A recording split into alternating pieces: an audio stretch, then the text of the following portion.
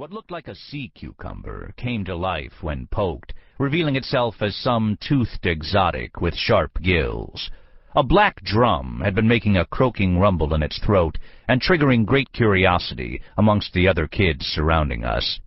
And there were seashells galore, and old all-star cola bottles, flying fish and pisser clams, and flotsam from afar. Noni, her black slacks rolled up, walked in amongst the catch with a stick and a bucket. Anything that looked poisonous was clobbered. Anything that looked like it would add some flavor to her sauce, bucketed. Out of the great net ritual came a most exotic and delicious tutte de mare, everything of the sea, even though we couldn't identify half of it. My brother referred to this particular July sauce as the red tide. Only one member of our family did not participate in the netting, but this was due to a talent of his own, and he was respected as a most gifted pescator. Zitoine, eyes shining with his own potent wine, had slipped off his black loafers soon after his arrival. Year after year the reaction was the same, a great gasp and expressions of awe, as Zitoine displayed his neglected toenails. As long as jackknife blades, they were a frightening aggregate of shapes and lengths, yellowish and curling up in places. "Clam diggers," my father said with a kind of familial pride, and Zitoine started his slow, long-strided, head-bobbing, blue heron walk into the surf. Out past the breakers, with the ocean up to his neck, he drifted in a very slow, methodical manner, his feet probing the silt and seaweed below. If one did not know the nature of his sea dance, they would think it a floating head with a thick mustache, adrift on the changing tide. Whenever his remarkable toenails dug out a cherry stone or a quahog, he submerged and stayed under until he secured the clam. After 3 or more hours he returned to shore, with his neck sun-dusky, blowing salt water from his nostrils with a mulish honk. His gathering basket was his swim trunks, and they bulged and sagged, clams rattling with every long stride. This, I'm sure, seemed a foreign ritual to the other kids, but to me it was as normal as making sandcastles. A fine moment it was when Zitoine stepped onto a spread bedsheet, inserted his thumbs in his waistband, and tugged as he shook his legs. First the left, then the right, and clams dropped to earth with a sound like castanets. These, too, found their way into Noni's pot that night, and the following day at the table, Zitoine would be acknowledged with a saluti, and the mention of his tusk-like clam-diggers. For us Ponte Landolfesi, these were times of emotional and physical solace, but they were also, for me, times of strange displacement. While we feasted on magnificent crocks of macarone, Noni's sauce and its meaty wonders, and great jars of olives, slabs of sharp provolone, other kids at neighboring picnic tables ate hot dogs with relish and quaffed Pepsi.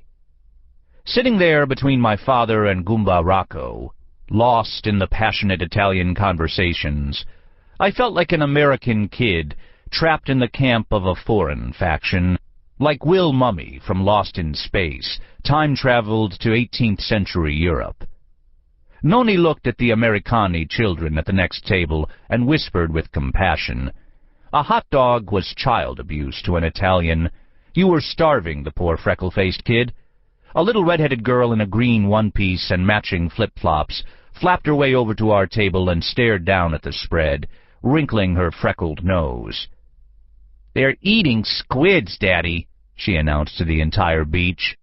But when her father came to the table to apologize and retrieve her, he glanced down, froze in his step, and began an awkward discourse on the tides, his eyes crawling over thick slices of lasagna.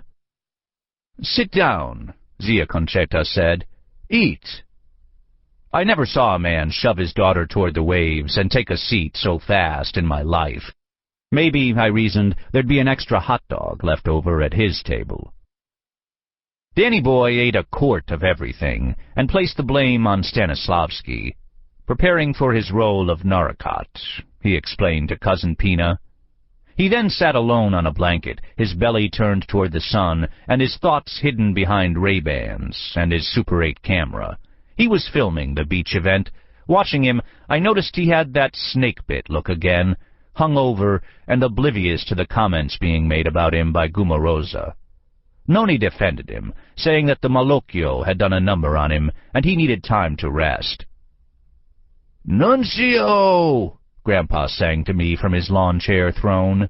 He was wrapping netted fish in the Sunday paper as quickly as my father cleaned them and Noni inspected them. I came over in my skinny jaunt, nothing on but colorful baggy swim trunks and my golden horn fetish. With the sun browning my back, I knelt at Grandpa's sandals and helped him wrap our bountiful catch. My father seemed at peace with the ritual, far from the junkyard and whatever secrets he may have been harboring. And so I, too, found peace in it, not daydreaming for once, but making a true effort at wrapping fish for the family food cache. However, an allotment was made when we got to the comics, and I scanned a little Beetle Bailey as I encased a black drum. "Nice job," Big Dan said, handing me a fresh sheet from the local news section. Grandpa lifted his eyes onto me when he heard this approval from my father. He smiled. I could tell that he was feeling secure in his belief that summer labor would make a man of me. As I slapped an American Sandlance on the newspaper, my eye caught a bold headline, "Indians to Stage Claim." "Hey," I said. "Hey, Danny." I shook sand from the page and waved it for all to see. "It's about the play. You're in the paper." This prompted a loaded silence, but Danny Boy lowered the Super 8 and reached for the local section. "Never mind," Grandpa said to me. "When you work, you work. When you read. Too much read, you go blind." "Ah, si Jesu Christa," Gumarosa said from under her umbrella. But Danny Boy was piqued. At Mom's egging, he read aloud. "Sockawag Mayor Frank Longo." He looked up at Dad's reaction, as if the mayor's very name validated the performance.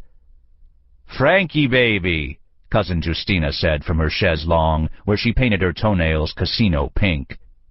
"He's like my son," Noni said softly. "Frank, he's nice boy." "Mayor Frank Longo announced late Friday," Danny Boy read, "that he will initiate a hearing to draw local support for the remaining members of the Mattatuck-Sockawag Indian tribe, who claim to have once owned lands in Sockawag Mills and— this isn't about the show." He dropped the sheet of paper. Grandpa reached for it, intent on wrapping a sandlance, but I pulled it free and footed into the open sand. "What show?" Pina Maria asked glibly, picking cream from a cannoli with her long fingernails. "Indians in Sockawag Mills?" I asked. "Real Indians?" "Not that I ever heard of," Lena said. Big Dan looked up at Goomba Rocco. "What's Longo want to do, give them the land back?" "They were here first," Mom said, always defending the underdog. "We stole the land from the poor people." "I didn't steal any land, Nancy," Big Dan made a retort. "I'm not responsible for taking any Indians' land. What are they coming out of the woodwork for now? Why don't they go to work like the rest of us?"